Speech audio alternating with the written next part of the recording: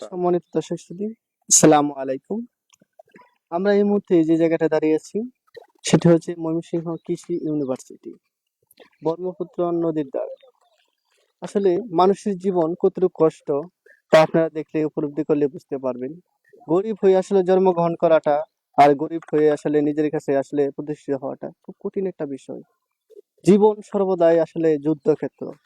আসলে তা দেখলে বুঝতে পারবেন যে আমাদের একজন কাকা আছে বর্তমানে, আসলে যিনার জীবন আসলে চলার মতো আসলে খুবই কঠিন একটা পর্যায়ে, যিনি আসলে তার যে একটা সাইড মানে অবশ হয়ে গেছেন, তার জীবনটা আসলে সঠিকভাবে চালাতে পারতেছেন না।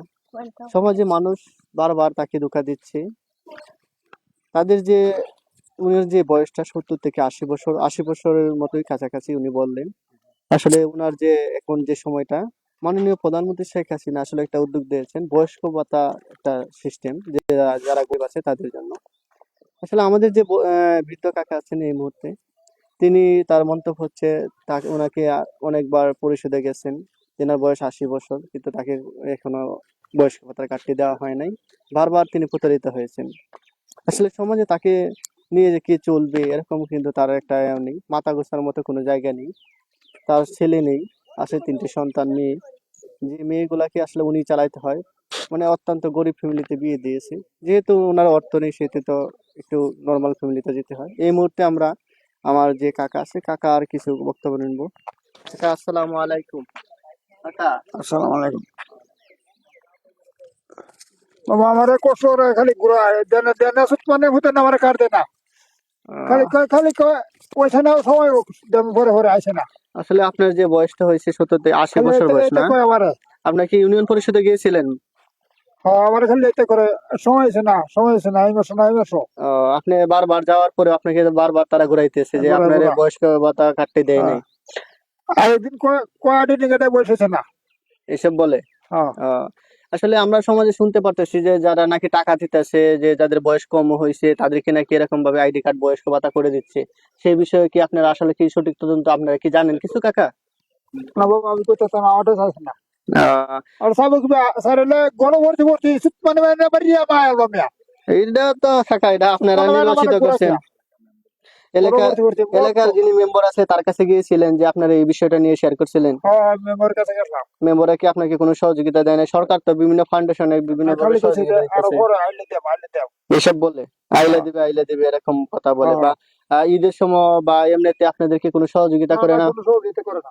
আপনাদের এলাকার যে চেয়ারম্যান সাহেব আছে তিনি কি আপনাদেরকে কোনো এরকম ভাবে আপনাদেরকে সহযোগিতা হ্যাঁ করতেছে না? খবরই রাখে না। খবরই রাখে না, না? না ও, একটু উর্বা মাথাটা খবরই রাখে না বাবা। আপনাদের কোনো সহযোগিতা করে না, না? না করে না। ও, তাহলে কি আপনার কি এখন যে বর্তমানে কি আপনার যে ছেলেরা আছে, বা আপনার তো ছেলে নেই, যে আপনার যে মেয়েরা আছে তারা কি আপনাকে সেবা দিতে পারে না? তারা কি দিবে মেয়ে মানুষ ও, মেয়ে মানুষ আসলে। পরে ঘরে গেলে ঘরে দে। না, এটা ঠিক আছে। আপনার যে একটা সাইট হয়ে গেছে বললেন, যে এটা আসলে কিভাবে হইলো যে আপনি চলতে পারেন না, যেটা অনেক কষ্ট হইতেছে আমরা দেখতেছি। এটা যে আমরা বিকে বিকে করে না 60 টাকা করে লেগে ডেলি আহ, 60 টাকা ওষুধ লাগে ডেলি ডেলি খাই। কাজ করার মতো কোনো ইয়েও না নেই, বাবা মানে কাজ করে মানে খাওয়ার মতো কোনো ইয়েও নেই, না না? না না, আচ্ছা ঠিক আছে। আসলে সম্মানিত দর্শক শ্রোতা, আপনারা জানতে পারছেন যে যে আসলে কাকার যে বয়সটা হয়েছে এখন এই সেই বয়সটাতে আসলে কাকার কোনো কাজ করে খাওয়ার মতো কোনো পজিশন নেই। এবং যে ওনার যে ইউনিয়নের যে মেম্বার বা চেয়ারম্যান আছে তারাও কোনো সহযোগিতা করতেছে না। উনি আসলে একটু অসুস্থতার কারণে তার একটি সাইট চলে গেছে, যে সাইটের কারণে তিনি কাজও করতে পারছেন। আপনারা দেখতে পারতেছেন যে এই মুহূর্তে আসলে তিনি পেয়ে যে দাঁড়িয়ে যে একটা কিছু করবেন সেটাও করতে পারতেছে না। মানুষের হালকা সহযোগিতায়, মানে মানুষের কাছ থেকে চেয়ে কিছু টাকা নিয়ে আসলে উনি কাকা মোটামুটি ভাবে 2টা ডাল ভাতে খেয়ে থাকতে হচ্ছে।